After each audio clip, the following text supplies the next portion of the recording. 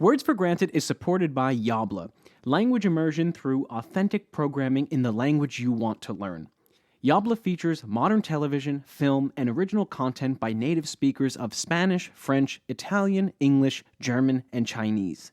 Yabla's premier language learning video platform enhances conversational understanding by utilizing custom playback, subtitles, flashcards, and learning games such as Yabla's patented dictation game, Scribe. Stream authentic shows you enjoy and learn at the same time. Try Yabla risk-free for 15 days by going to yabla.com/WFG. That's yabla.com/WFG.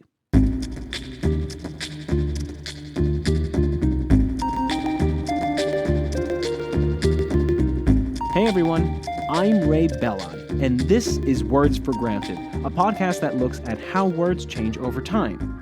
If you value Words for Granted as a free educational resource, you can support the podcast by going to patreon.com/wordsforgranted. You can also support the podcast and access bonus episodes by becoming a member on the Himalaya app. The most recent bonus episode looks at the etymology of the words vandal and vandalism, which derive from the name of an ancient Germanic tribe. Thanks to Justin for his recent contribution. Alright, let's get on to today's episode, part 4 in a series on common English nouns derived from ethnic groups. Episode after episode in this series, we've seen the names of ethnic groups appropriated as common insults. If you've listened to the previous episodes, you might be wondering, where are the words derived from ethnic groups that don't have an unflattering origin story, and why isn't Ray talking about them? Well, the reality is, there really aren't any words derived from ethnic groups that don't have an unflattering origin story.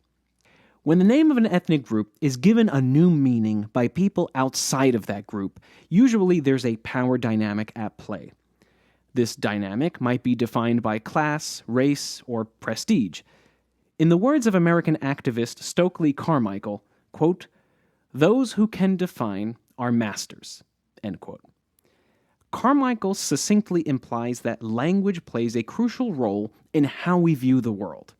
Those who are in a position to shape and define the words we use are actually in a position to shape and define the world. A powerful position indeed.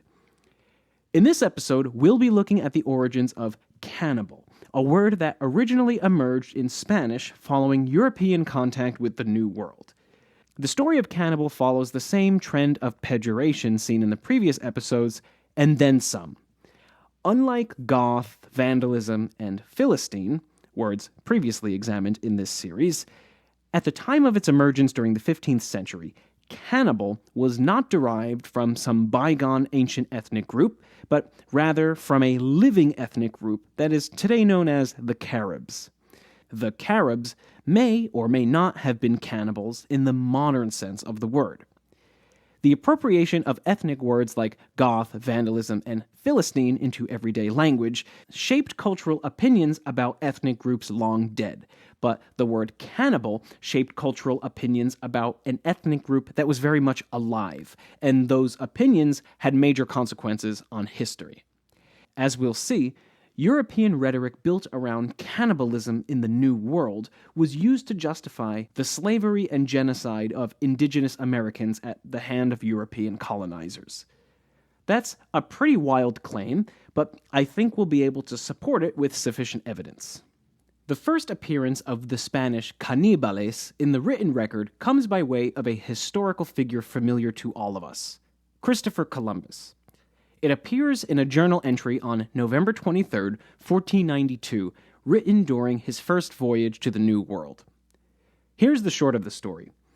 When Columbus landed on the island of what is today Hispaniola, natives of the Arawak tribe told him about a rival group called the Cannibals. Now, that's told in air quotes because obviously they spoke different languages and couldn't understand each other. Cannibals is an anglicization of the Spanish canibales, which is a Hispanicization of a native word that probably sounded something like Kalinago, one of the names in addition to Carib by which this group is known today. Anyway, According to Columbus's interpretation of the Arawak's accounts, the Caribs, or cannibals, were a savage, warring race that ate human flesh. But the long version of the story isn't quite as simple. Although Columbus's account has been taken as fact for much of the last 5 centuries, recent interdisciplinary scholarship has overturned much of the narrative established by Columbus during his first voyage.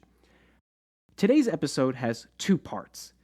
First, we'll look at the evolution of Columbus's understanding of the cannibals in his own words as it unfolds in his journal. Then, we'll look at how Columbus's portrayal of the cannibals was used to justify colonialist ideologies.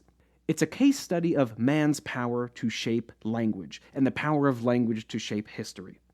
Again, as Stokely Carmichael says, those who can define are masters. I'm indebted to a paper entitled How Columbus Created the Cannibals for bringing this quote to my attention. So let's jump into Columbus's travel log where the creation of the cannibals takes place.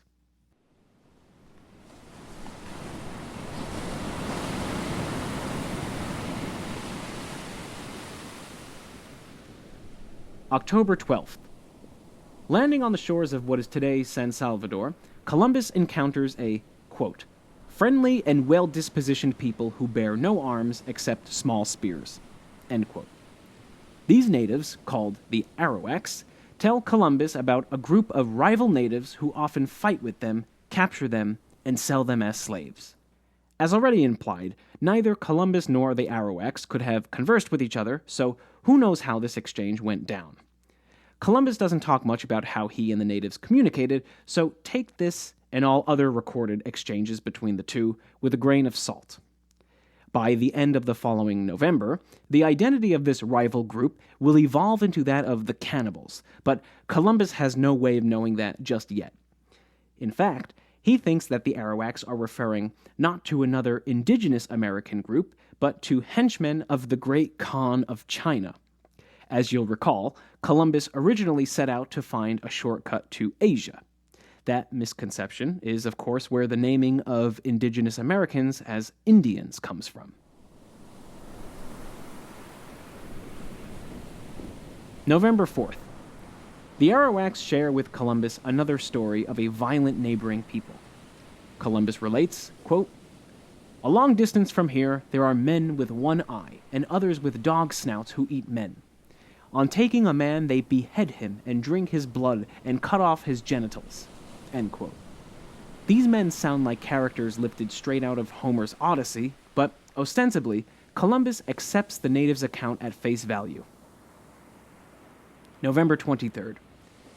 Columbus arrives on the island of Hispaniola, where the natives yet again share stories about man-eating monsters. Quote, the Indians call this island Bohio and say it is very large and has people there with one eye in the forehead, as well as others they call cannibals, of whom they show great fear. When they saw I was taking that course, they were too afraid to talk. They say that the cannibals eat people and are well armed. End quote. And there it is, the first recorded use of cannibal. Note that cannibal is not being used here as a generic word for someone who eats human flesh, but rather as the actual name of a group of people, an apparently one-eyed man-eating group of people, but a group of people nonetheless. So, who are the Arawakans actually talking about? They're talking about the island Caribs, another prominent ethnic group in the Caribbean islands during the 15th century. In the language of the Arawaks, the name for the Caribs would have been something like Kalino or the Kalingo, which derives from a root word meaning brave ones or strong ones. Columbus speculates that the cannibals come from the island of Caniba or Canima, but, of course, no such island exists.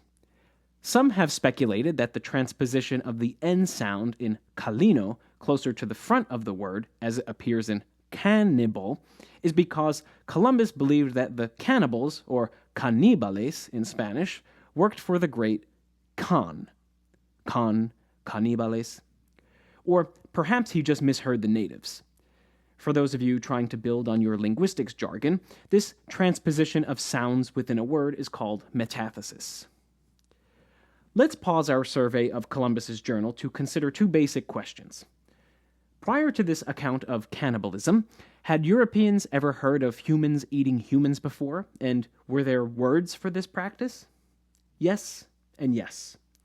Before English had adapted the word cannibal, meaning someone who eats human flesh, it had, and technically still has, the word anthropophagus, sometimes rendered anthropophagite. Anthropophagus is a Latin word ultimately of Greek origin that comprises the roots anthropos, meaning human, and phagein, meaning to eat. Other European languages, in addition to English, also had cognates of these same words. It's a fitting etymology, since, to my knowledge, the earliest recorded mention of cannibalism, or anthropophagy, is in the histories of the ancient Greek writer Herodotus. The Old English word self-eita, literally self-eater, is an even older English word for cannibal than anthropophagus. Without getting into specific accounts, anthropophagy was a well-documented phenomenon in Europe, particularly in times of economic crises and war. With or without evidence, it was also commonly associated with barbarians outside the borders of civilization. I would say that Columbus's picture of the cannibals in the New World, and Europe's eventual reaction to it, represents a continuation of this trend. However, Columbus's journals give us a glimpse into a possible alternate history scenario where that picture never gets fully painted.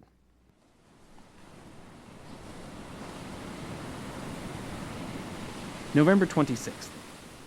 Columbus begins to doubt the narrative of the cannibals he's thus far established. Quote, "The Indians with me continued to show great fear of the course I was taking and kept insisting that the people of Bohio had only one eye and the face of a dog, and they fear being eaten.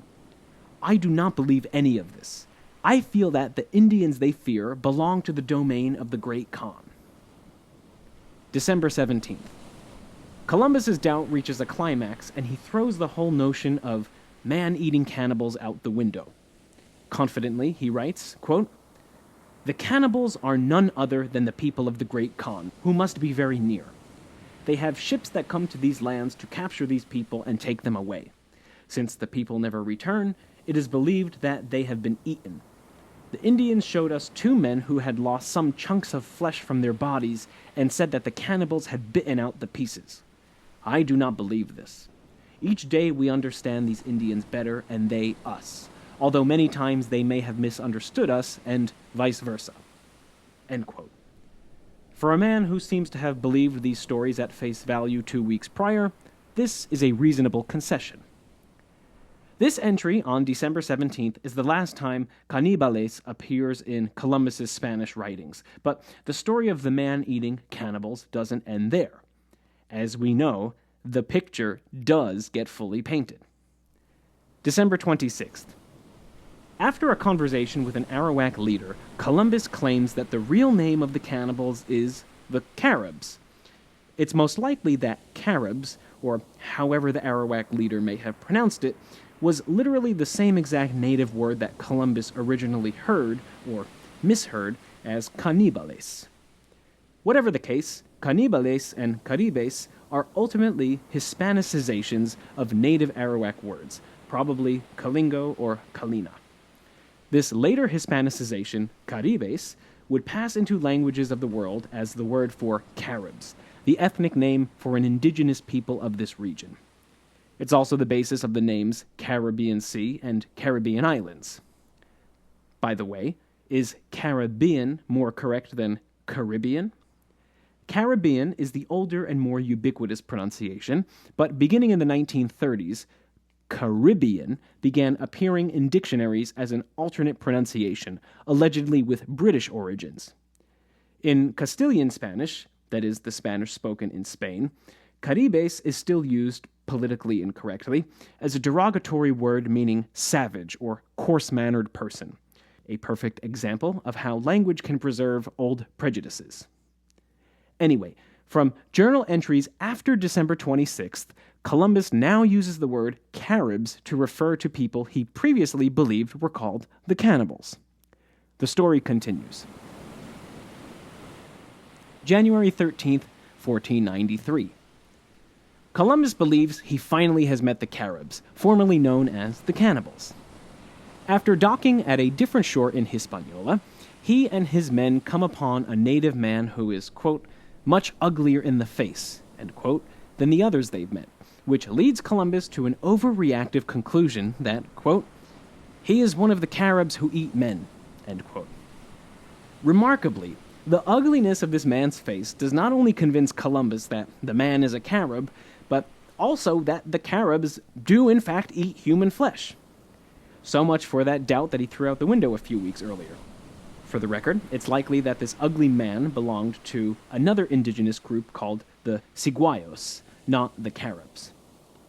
Shortly after meeting this ugly man, a fellow native tribesman attacks Columbus's men over a trading disagreement. This is notable because thus far, none of the natives have attacked the European explorers. After the skirmish, Columbus writes, quote, without doubt, the people here are evil, and I believe they are from the island of Caribs, and that they eat men, end quote. He writes this, of course, without having seen them eat men. He just met an ugly person. In later journal entries, Columbus obsesses over finding the island of Carib, overridden with its man-eating inhabitants, but the reality is the whole notion of the island of Carib and their flesh-eating savagery is a figment of Columbus's imagination. Eventually, he decides it's too out of reach and too dangerous to go to Carib, and he instead returns back to Spain, whose Queen Isabella commissioned his voyage to the New World. Next, we'll look at how Columbus's portrayal of the cannibals impacted world history.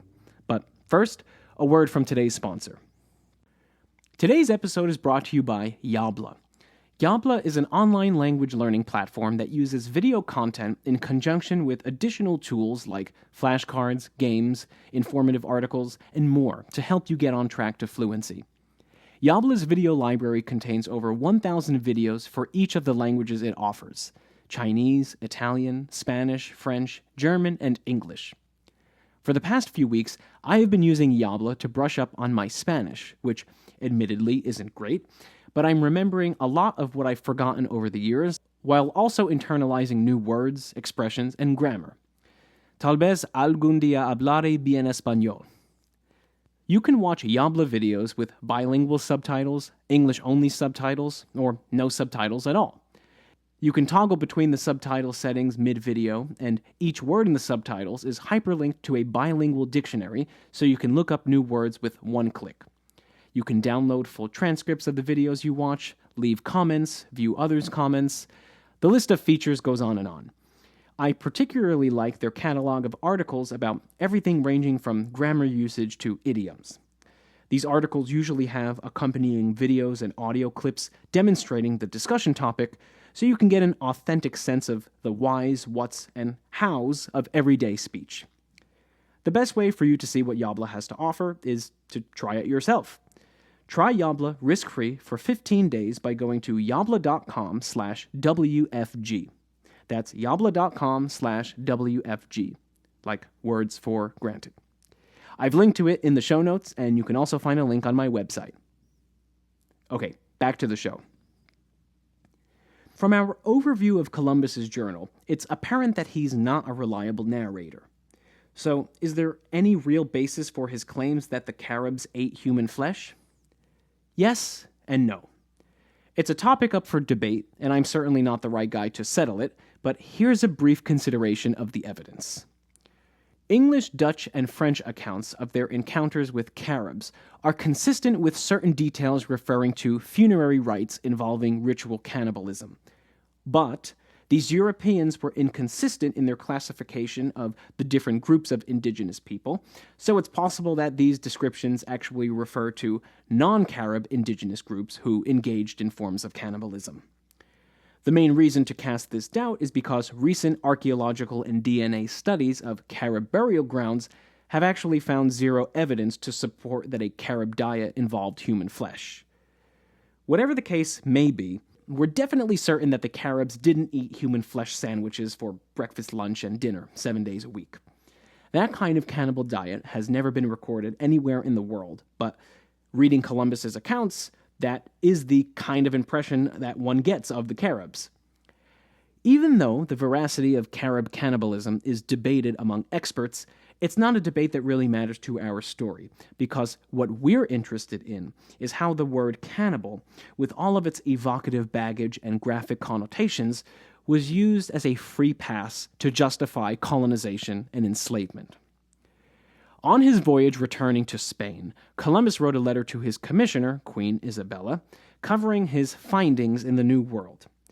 It was reprinted ubiquitously throughout Europe, creating the Europeans' first impression of the New World. In modern terms, we would say that his letter went viral. Contrary to finding one-eye monsters, as some Europeans had expected, Columbus writes, quote, "Thus I have found no monsters, nor heard a report of any, except on an island Carib, which is the second at the coming into the Indies, and which is inhabited by people who are regarded in all the islands as very fierce and who eat human flesh." End quote. Several paragraphs later, he promises that on his next voyage, he will bring back numerous gifts such as spices, cotton, gold, and, quote, "slaves, as many as they shall order, and who will be from the idolaters." End quote. Now, idolaters does not refer to all indigenous peoples, but specifically to the cannibalistic Caribs. We know this because elsewhere he says that the Arawaks, whom he calls the good Indians, quote, "do not hold any creed, nor are they idolaters." End quote. Queen Isabella was originally against the enslavement of any New World natives because it conflicted with her Christian ideals. But the moral degeneracy of the man-eating Caribs, as portrayed by Columbus, created a sort of moral loophole by which Christianizing, colonizing, and apparently enslaving the natives could be for the good of their own ultimate salvation. A convenient situation, since the profit from idolater slaves would help recoup the massive losses incurred by Spain's New World voyages. Columbus was expecting to find hoards of gold, and he didn't. In his letter from the second voyage to the New World in 1494, Columbus no longer refers to the Caribs as Caribs, but switches back to calling them cannibals. From this point forward, the New World man-eaters are referred to by Columbus and his colonial successors as cannibals.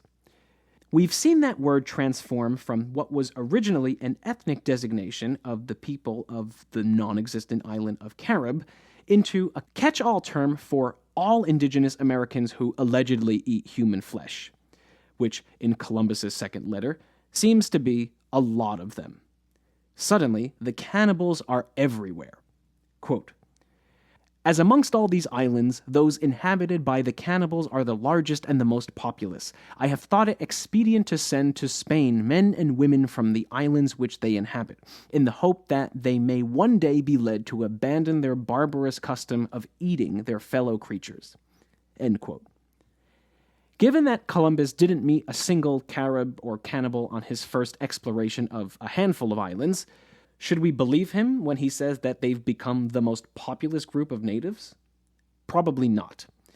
When he says sending men and women from the island to Spain, what he's really saying is to sell them as slaves.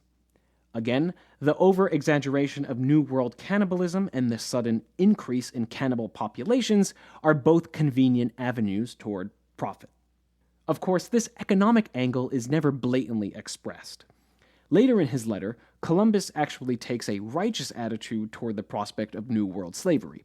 Quote, "For the good of the souls of the said cannibals, and even of the inhabitants of this island, the thought has suggested itself to us that the greater the number that are sent over to Spain, the better." End quote. So, in 1503, just short of a decade after Columbus's first voyage, Queen Isabella decreed, quote, "For the present, I give license and power to all and sundry persons who may go by my orders to the islands and terra firme of the ocean sea discovered up to the present, as well as to those who may go to discover other islands and terra firme, that if said cannibals continue to resist and do not wish to admit and receive to their lands the captains and men who may be on such voyages by my orders, nor to hear them in order to be taught our sacred Catholic faith and be in my service and obedience, they may be captured and taken to these kingdoms and domains and to other parts and places to be sold." End quote. So, with this decree, the Spanish crown had essentially enshrined Columbus's ethnographic judgments into law, to quote scholar Neil Whitehead. Drawing on Columbus's writings, the public perceived cannibals as morally degenerate and subhuman. They could get behind the argument of colonizing them for the good of all civilization. Through modern hindsight, this argument might seem like a shallow cover-up for blatant colonial exploitation, but perhaps Queen Isabella really did buy into Columbus's cannibals. I suggest this because she actually went out of her way to legally protect all non-cannibal groups in the New World from enslavement. I wouldn't exactly call this merciful or enlightened because we can't be sure of her motivations, but what I can say, without a doubt, is that defining who was and was not a cannibal became a political affair with tangible economic consequences, since the profit from slavery was tremendous.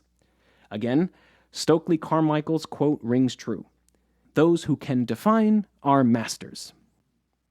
In 1518, Rodrigo de Figueroa, a Spanish judge with plenary powers, was given the task of officially defining the cannibals, and drawing on, naturally biased, Spanish testimonies, he settled upon characteristics such as eating human flesh, practicing sodomy, and general barbarity. It's hard for me to get my head around exactly what the word cannibal meant at this point in history. What's for certain is that it had expanded beyond an ethnic name for the Caribs. For a while, it had functioned as a new word for anthropophagus, again, someone who eats human flesh.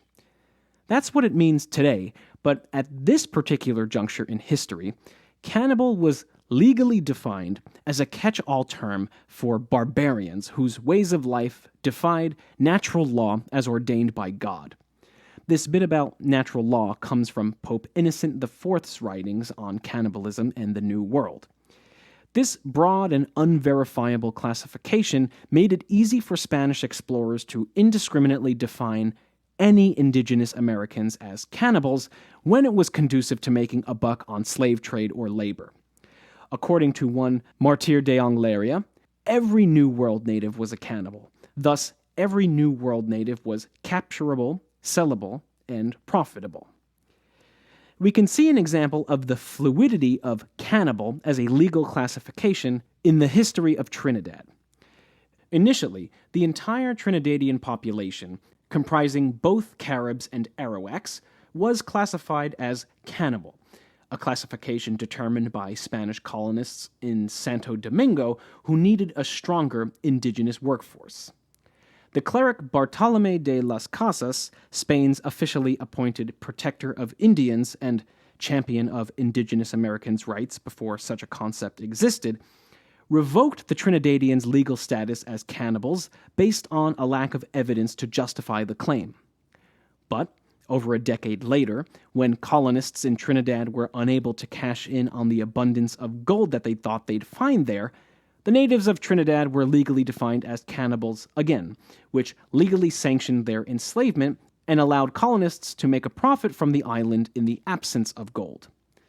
A near-identical fate unfolded for the natives of the Pearl Islands, including Coche, Cubagua, and Margarita, among others. Over the 16th century, New World colonialism spread throughout Europe, and so did the word for cannibal. In the 1550s, it was adopted in English as a word for someone who eats human flesh, usually in reference to New World natives, but a few decades later it acquired its more generalized sense. The name of Shakespeare's Caliban, a half-man, half-monster character from 1610's The Tempest, derives from an English variant pronunciation of cannibal, briefly popularized by the writings of English explorer Richard Hakluyt. The European discourse around the word cannibal changed the world. Through genocide, forced assimilation, slavery, and other acts of colonialism, you could argue that this single word, cannibal, is responsible for the death of entire indigenous American languages, unrecorded languages whose words and grammars will never get back. Indeed, language can shape the world, and sometimes, for worse, those who define it are the masters. Alright, well, on that happy note, I hope you enjoyed today's show. I certainly learned a lot and enjoyed putting it together. If you're a regular listener and you want to help me keep this boat afloat, you can make a monthly contribution at patreon.com/wordsforgranted, or you can become a member of Words for Granted on the Himalaya app. I also encourage you to leave a rating and review on whatever podcast player you use, because those really help the show grow, and they give me feedback about what I can do to make the show better. I'm on Twitter at Words for Granted and Facebook as Words for Granted, and you can email me directly with questions, comments, and concerns at wordsforgranted@gmail.com. Have a great day. I'll talk to you soon.